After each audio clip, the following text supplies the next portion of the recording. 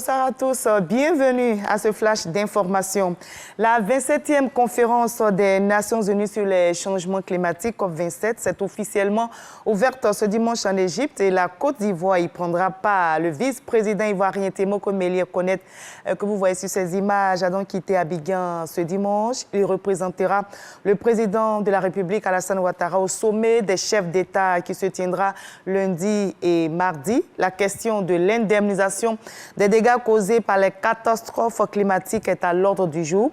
La Côte d'Ivoire fera une déclaration générale sur la problématique du climat lors de ce sommet présidentiel. Notre pays participera également aux tables rondes sur les financements innovants pour le climat et le développement et les changements climatiques, ainsi que la durabilité des communautés vulnérables. 1000 femmes reçoivent des jugements supplétifs à Korogo, dans la région du Poro. Jamais déclarées à l'état civil, ces femmes ont reçu le précieux document permettant ainsi de les identifier désormais. Le ministre Amadou Coulibaly, accompagné de la présidente du groupement des organisations féminines pour l'égalité entre les hommes et les femmes, Rachel Gogwa. Et donc, les deux personnalités ont présidé la cérémonie de délivrance de ces jugements supplétifs à Mississoko. 1000 femmes du département de Korogo, jamais déclarées à l'état civil, viennent de recevoir le jugement supplétif. Une action possible grâce à l'ONG GOFEF, groupe des organisations féminines pour l'égalité hommes et femmes, avec le soutien du ministre de la Communication et de l'économie numérique, Amadou Coulibaly. Les bénéficiaires vont ainsi jouir d'une identité juridique nécessaire pour tirer avantage de leur citoyenneté.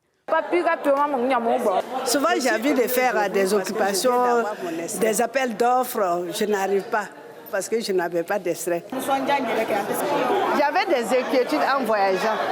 Mais aujourd'hui, ma joie est grande parce que je suis rassurée pour l'avenir de mes enfants. Sans existence légale, très peu de choses peuvent être faites pour tout individu. Malheureusement, les femmes sont les plus nombreuses sans existence légale parce que non déclarées à la naissance.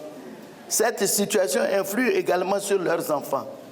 La remise de ces jugements supplétifs qui intervient à l'approche de la révision de la liste électorale est saluée par le ministre Amadou Coulibaly, par ailleurs deuxième adjoint au maire de Korogo. Notre pays est engagé dans le processus de révision de la liste électorale. Comment se fait inscrire sur la liste électorale si on n'a aucun papier, si on n'a aucun document?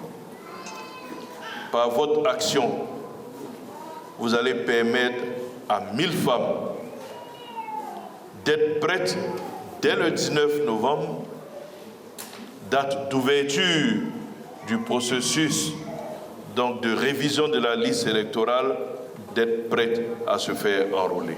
Plusieurs autres femmes sont en attente de leur jugement supplétif.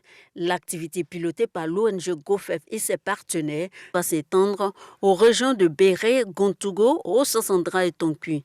Elle vise la délivrance de 5000 actes d'état civil aux femmes dépourvues de tout document administratif. Le ministre des Ressources animales et halieutiques effectue une mission de contrôle dans les eaux ivoiriennes. En compagnie de la Marine nationale, le ministre Sidi Touré est allé vérifier la régularité des navires de pêche. Et à l'issue de cette prospection, le ministre des Ressources animales et halieutiques a salué l'engagement de la Marine nationale dans la sécurité des zones de pêche. Et à l'étranger, en RDC, l'appel du président semble avoir été entendu. Félix Tshisekedi avait demandé le jeudi dernier aux jeunes du pays de se mobiliser et de constituer ce qu'il a appelé des groupes de vigilance face au M23 et ses alliés. Et bien, 3 jours plus tard, des jeunes affluent dans les centres de recrutement à Goma. Et selon le porte-parole du gouverneur militaire du Nord Kivu, pour se faire enrôler et servir sous les drapeaux. Notez que plus de 1000 jeunes à Goma ont répondu à cet appel selon les autorités. Et un avion des lignes s'est écrasé malheureusement ce dimanche 6 novembre sur le lac Victoria en Tanzanie. On déplore au moins 19 morts. L'appareil avait à son bord 39 passagers et il s'est écrasé alors qu'il tentait d'atterrir dans un aéroport à proximité du lac Victoria. La campagne pour les élections de mi-mandat aux États-Unis bat son plein et ce samedi, donc hier samedi 5 novembre, c'est en Pennsylvanie, un état clé pour le contrôle du Sénat qu'avait lieu la bataille. Barack Obama accompagnait Joe Biden à Philadelphie pour soutenir les candidats démocrates, tandis que le Parti républicain a envoyé Donald Trump à l'autre bout de l'État, c'est-à-dire à Latrobe, près de Pittsburgh. Et nous on va se retrouver à 20h pour la grande édition. Allez, à tout à l'heure.